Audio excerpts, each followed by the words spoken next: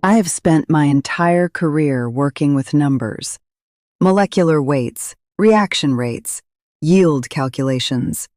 35 years as a chemical engineer at one of the largest specialty materials companies in Pennsylvania, and in all of that time, I never once made an error in a calculation that mattered. My colleagues knew this. My supervisors knew this. The company knew this, which is why they kept promoting me and giving me more complex projects and more responsibility and more of everything except the one thing that turned out to matter most: money. I found out 12 months before I retired that the company had been paying me less than my male counterparts for 20 years. Not slightly less, not a rounding error. The gap, calculated conservatively by a forensic compensation analyst, was $340,000. I found out because a man named Dennis made a mistake. He left a spreadsheet open on a shared drive that he thought only he could access. I was looking for a different file. I found his instead. I sat at my desk for a long time looking at that spreadsheet. Then I closed it, went to the restroom, and stood at the sink until my hands stopped shaking. Then I went back to my desk and I copied the file. My name is Barbara Kowalski. I am 71 years old and I live in Pittsburgh, Pennsylvania. I spent 35 years as a senior chemical engineer and later a principal engineer at Hartwell Advanced Materials, a company that makes specialty coatings and polymer compounds for industrial applications. I retired 14 months ago, on my own schedule, with a settlement agreement, a correct pension, and a story I have been waiting to tell.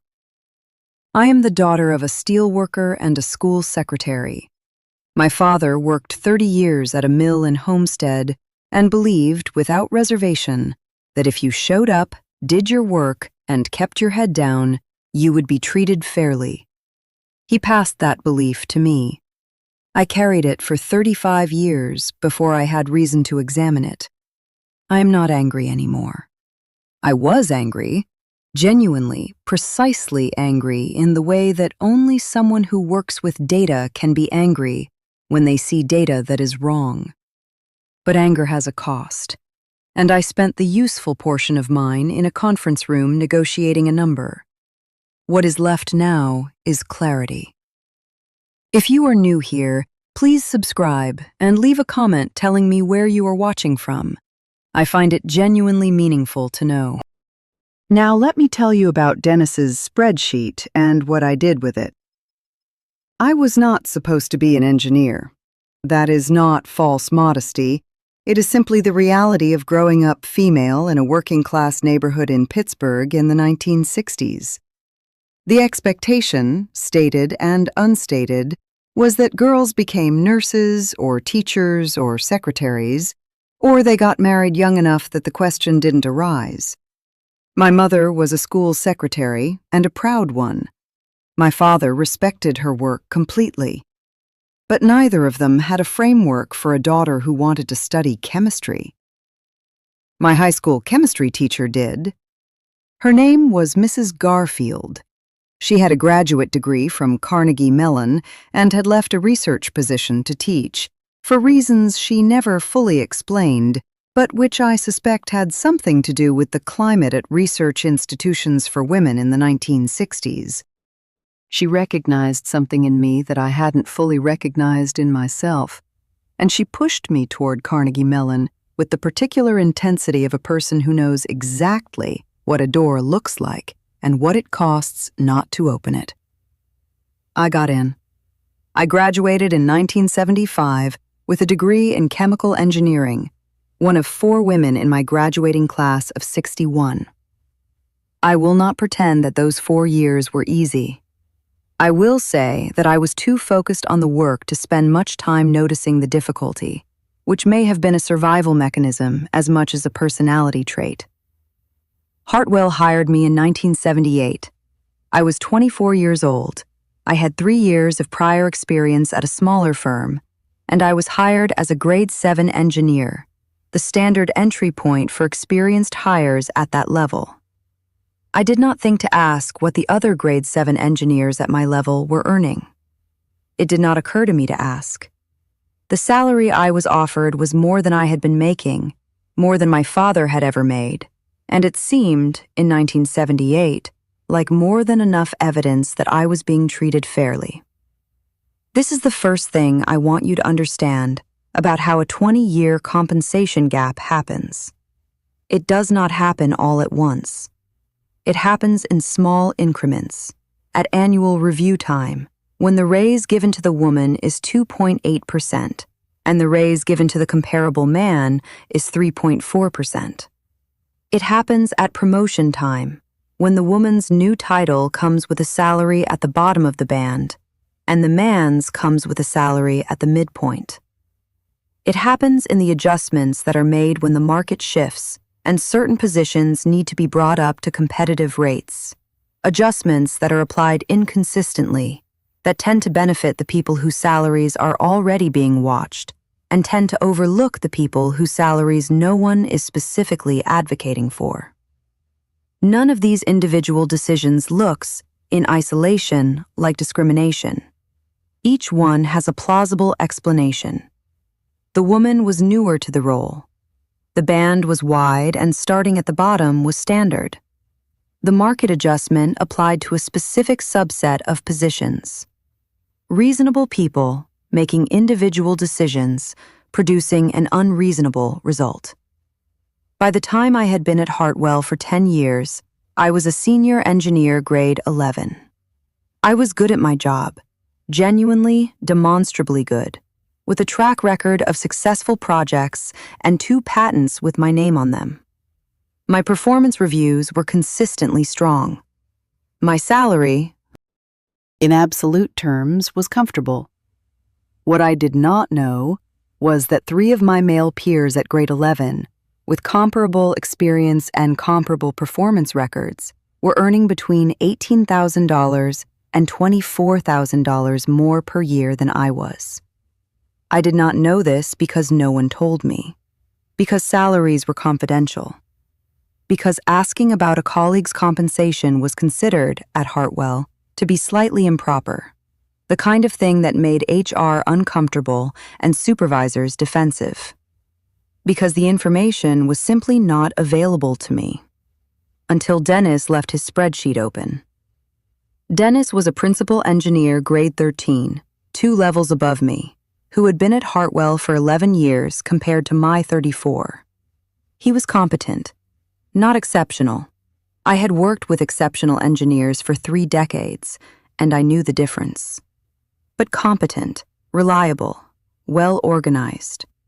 He managed his projects on time and within budget, and he was liked by the people above him in ways that had more to do with his ease in a room than with the quality of his technical work. He earned $47,000 more per year than I did. I know this because his spreadsheet was a compensation benchmarking document, the kind that HR occasionally circulates to department heads so they can see how their team's salaries compare to market rates. It listed 18 engineers across 3 departments, their grades, their years of experience, and their current base salaries. It was not supposed to be on the shared drive. It had been placed there, I suspect, because Dennis had been working on a presentation and saved it to the wrong folder. I found it on a Wednesday morning in March of 2018. I was 69 years old. I had told my supervisor 6 months earlier that I intended to retire in approximately 18 months. I copied the file to my personal drive. Then I sat very still for a moment and did what engineers do when they encounter data that doesn't match their model. I checked my assumptions. My assumption had been that I was paid comparably to my peers.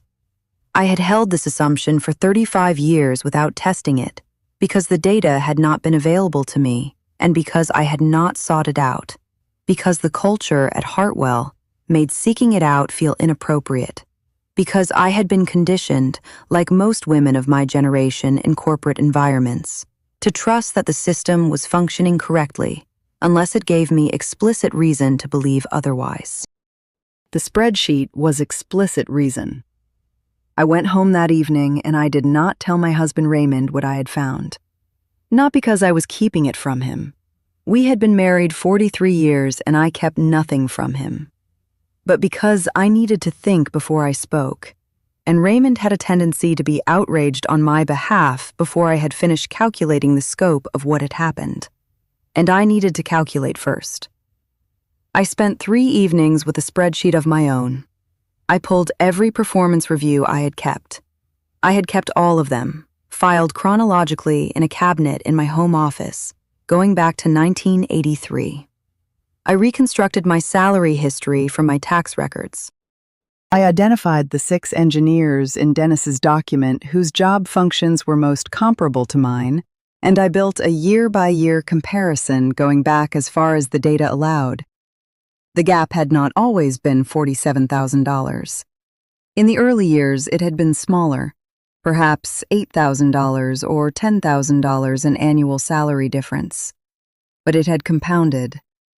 Every percentage point difference in annual raises, every promotion where I had been brought in at the lower end of the band while my male peers came in at the middle, every market adjustment that had not been applied consistently, all of it had accumulated over 2 decades into a number that I calculated conservatively at somewhere between $290,000 and $360,000 in total underpaid compensation. I sat with that range for a long time. Then I thought about the first warning sign I had ignored 20 years earlier. In 1998, I can date it precisely because I was working on a project that I remember clearly. A colleague named Susan had come to me privately and told me she had reason to believe she was being paid less than comparable male engineers in our department. She had heard something secondhand, a number mentioned in a conversation she was not supposed to be part of. She was upset and uncertain, and she asked me what I thought she should do. I had told her, and I am not proud of this, to be careful. I had told her that raising compensation concerns without solid evidence could create problems. I had told her that she had a good career at Hartwell and that she should think carefully before doing anything that might put it at risk. Susan left Hartwell 2 years later. I do not know if she ever pursued what she suspected. I have thought about that conversation many times since March of 2018.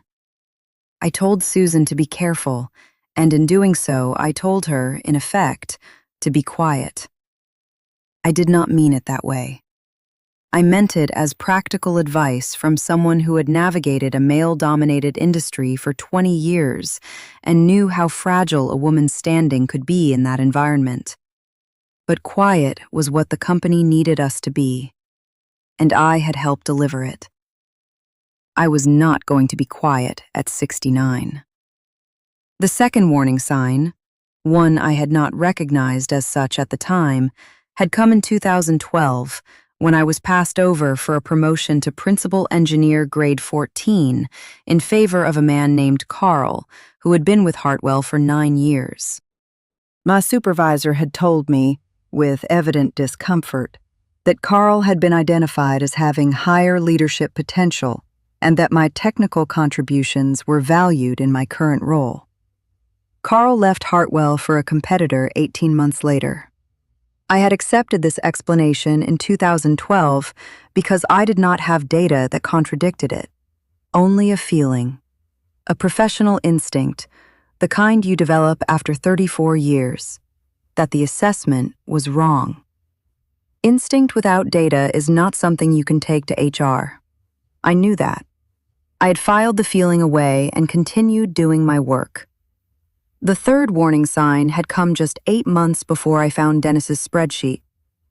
At our department's annual compensation review meeting, a meeting I attended as a senior technical contributor, I had noticed that the discussion of market adjustments focused almost entirely on 3 engineers, all men, all younger than me, all at grades below mine.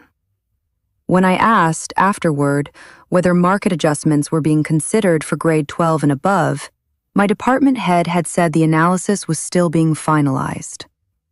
I had followed up twice by email. Both times I received a response indicating the review was ongoing. I had not followed up a third time because I was 68 years old and I was planning to retire, and I had decided, somewhere in the tired back of my mind, that it was probably not worth the energy. That decision was the most expensive one I made in 35 years at Hartwell. I did not go to HR. I want to be clear about this because it is the decision that people most often question when I tell this story. I had evidence: Dennis's spreadsheet, my own reconstructed salary history, 20 years of performance reviews that documented my contributions. The obvious move, people say, would have been to go to human resources and present what I had found. I did not do this because I had been a senior engineer at Hartwell for 35 years, and I knew exactly what would happen if I did. I would be told that compensation decisions were confidential and that individual salaries were not appropriate subjects for discussion. I would be asked where I had obtained the data in the spreadsheet. I would be offered a meeting with my department head. And 14 months later, when I retired, the matter would have produced nothing except a record that I had raised a concern in my final year of employment.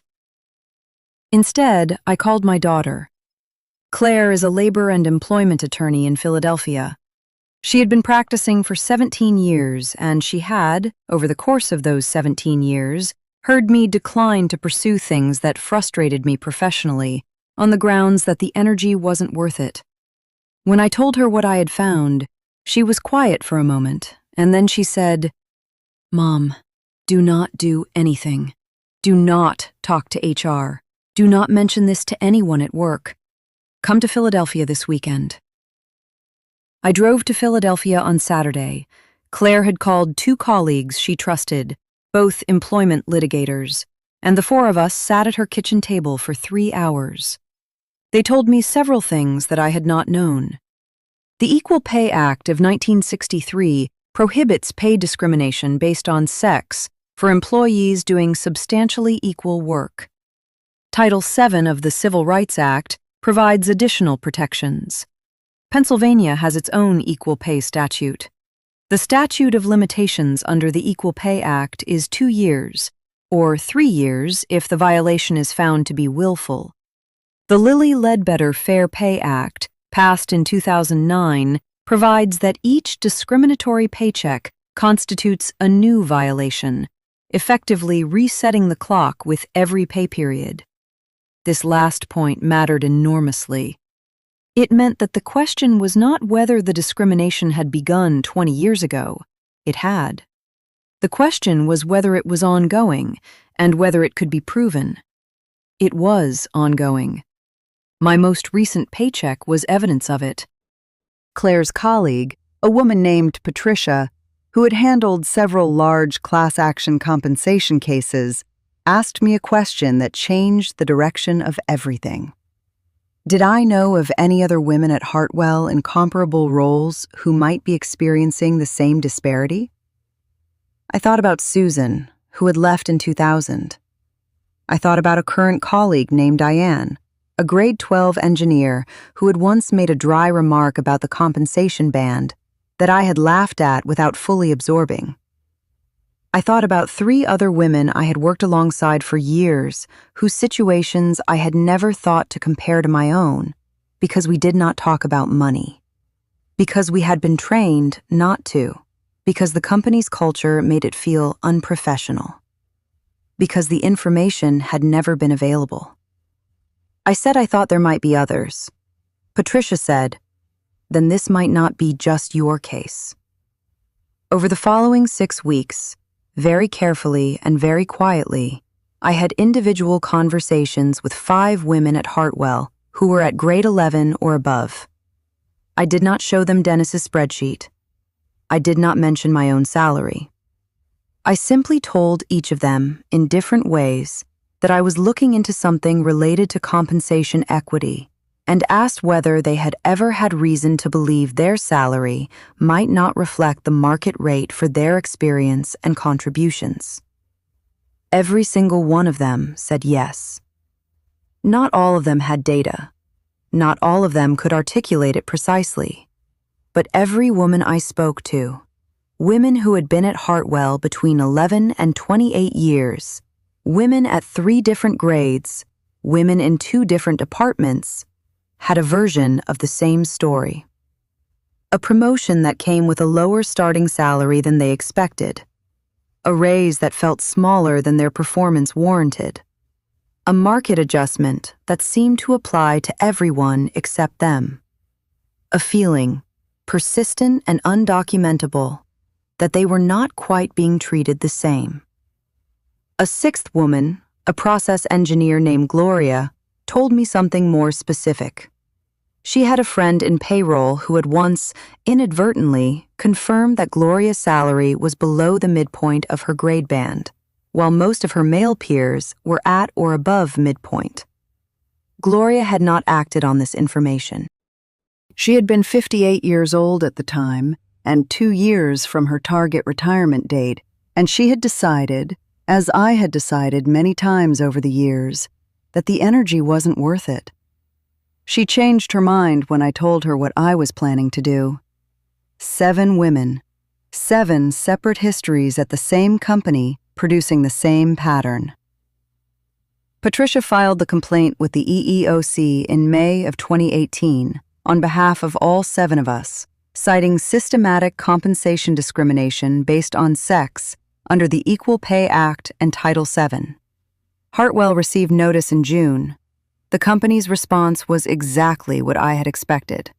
Their attorneys moved immediately to assert that compensation decisions were individualized and based on legitimate factors including experience, performance, and market conditions, and that any disparities reflected these factors rather than discrimination.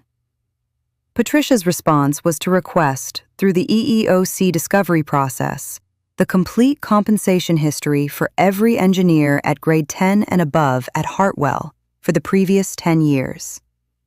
Hartwell's attorneys objected. The EEOC investigator overruled the objection. What came back in the discovery documents was not ambiguous. Across the 10-year period examined, female engineers at Hartwell received average annual merit increases that were 0.7 percentage points lower than their male counterparts at the same grade level.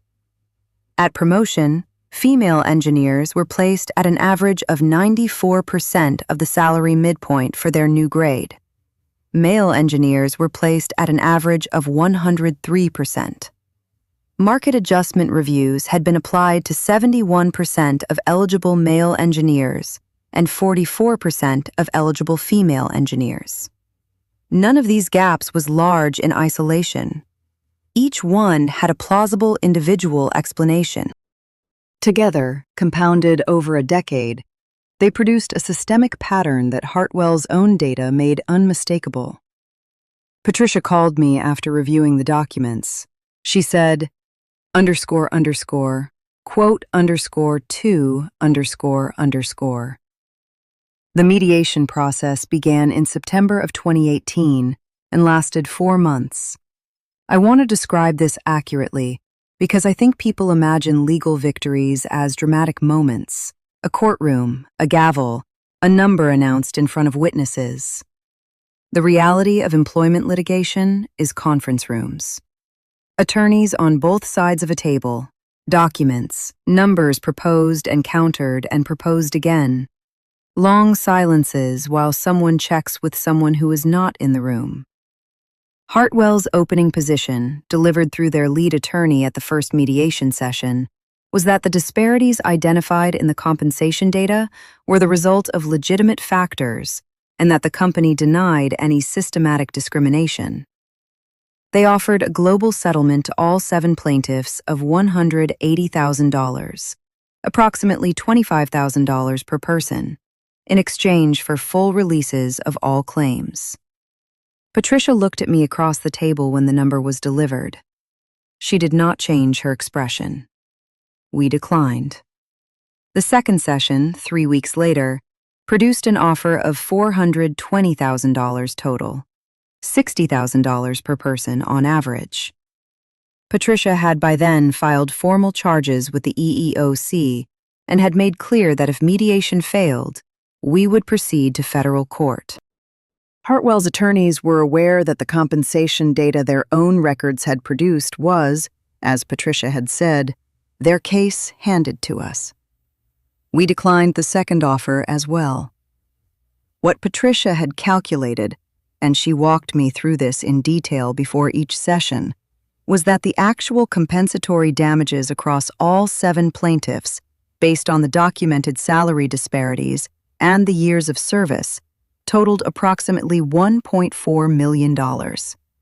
That number did not include interest, did not include the potential for punitive damages under Title VII, and did not include the cost to Hartwell of extended federal litigation and the reputational exposure that would come with a public trial. The third mediation session lasted 11 hours.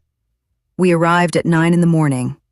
I ate a sandwich from a bag at 2 in the afternoon in a small room with Claire and Patricia and a mediator named Judge Hendricks, who had been doing this work for 20 years and whose patience appeared genuinely inexhaustible.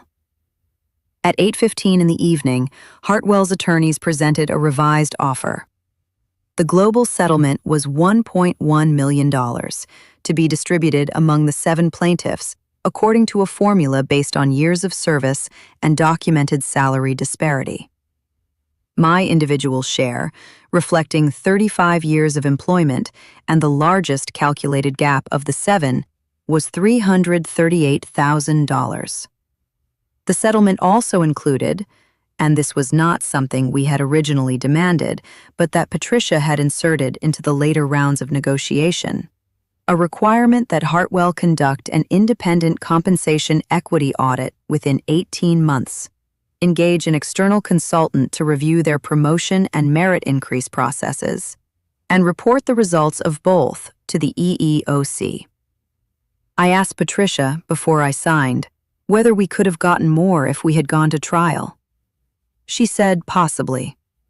She said the data was strong and the case was strong, and a jury in Pittsburgh might have responded to it in ways that would have produced a larger number.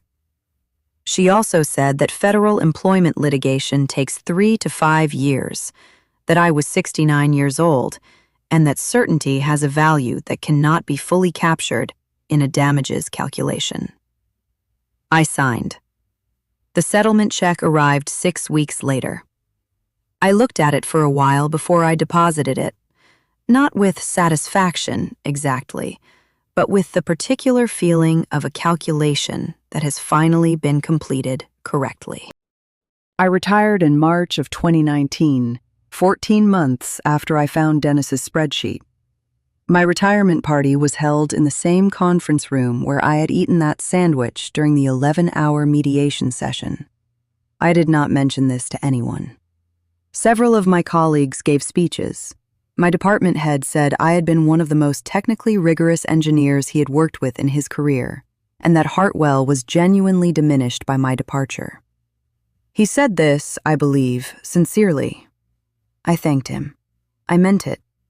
I had spent 35 years at that company, and the work had been real, and the colleagues had been real, and the contributions I had made were real. The underpayment was also real. Both things were true simultaneously, and I had made peace with the fact that they were not contradictions.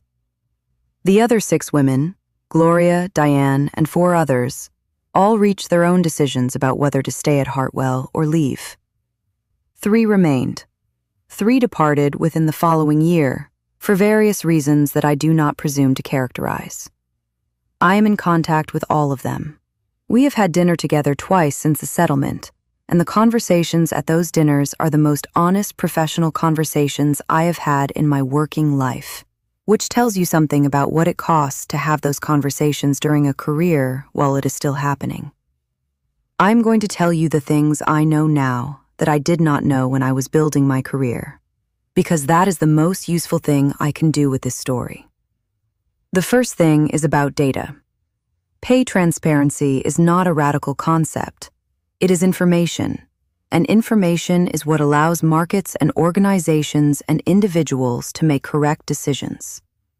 When salary information is kept confidential, the people who benefit from that confidentiality are the people whose salaries are already highest. The people who are harmed are the people whose salaries can be quietly held below where they should be, year after year, because no one with the ability to correct it is comparing the numbers. If you are in a workplace where compensation is confidential and you are a woman or a member of any group that has historically been underpaid, I am not telling you to violate your employment agreement. I am telling you that the information asymmetry is working against you, and that you should understand that as a structural fact about your situation rather than a personal failing. The second thing is about the cost of not acting. I did not act on Susan's concern in 1998. I did not act on the 2012 promotion decision. I did not pursue the market adjustment question in 2017. Each of those non-decisions was rational in isolation. The risk of raising the issue seemed to outweigh the uncertain benefit. Collectively, across 20 years, those rational non-decisions cost me $340,000. I am not telling you to act recklessly. I am telling you that the calculation you are making when you decide not to pursue something is not just about this year. It compounds. The third thing is about finding your people before you need them. I had 6 women at Hartwell whose experiences mirrored mine, and I did not know their full stories until I was 69 years old and already building a case. We had been colleagues for years, in some cases decades, and we had never talked about money because the culture told us not to. The conversations I had with those women in the spring of 2018, quiet conversations over coffee and lunch and one long phone call with Gloria that lasted until 11 at night, were the most professionally honest conversations of my career. We should have had them years earlier. We didn't, because we had each internalized the message that raising these questions was risky and unprofessional and likely to do more harm than good. That message serves the organization. It does not serve you. I am 71 years old. I live in Pittsburgh. I have a husband of 45 years, 2 daughters, and 4 grandchildren who occasionally ask me what I did at work when I was their parents' age. I tell them I solved problems. This is true in more ways than I expected.